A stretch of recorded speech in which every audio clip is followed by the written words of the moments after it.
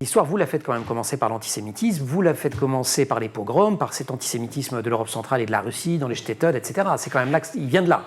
Il vient de déplacements. Il a passé sa vie à voyager, c'est ce qu'il raconte, mais il a passé son enfance aussi à voyager. Et les voyages de son enfance sont celles qui sont liées à la question de l'antisémitisme. Donc on ne pouvait pas, selon nous, mettre cela de côté. Ça l'a construit, ça l'a déterminé. Il le dira donc à demi-mot de temps en temps quand il n'aura pas le choix, notamment quand il faudra témoigner pour une autre victime des pogroms. Et là, il avouera que lui aussi, pour pouvoir soutenir cette personne, dire que lui-même a échappé à un pogrom. Mais son rapport au judaïsme s'exprime surtout, et ça vient très très tard dans sa vie, dans son discours de réception à l'Académie française. Oui, c'est là où il reconnaît, est heureux de voir que cette part de son identité, qu'il considère comme une part qui pouvait potentiellement le vouer à une marginalité, soit reconnue comme étant une part d'identité tout à fait acceptable pour toute personne qui veut s'intégrer en France.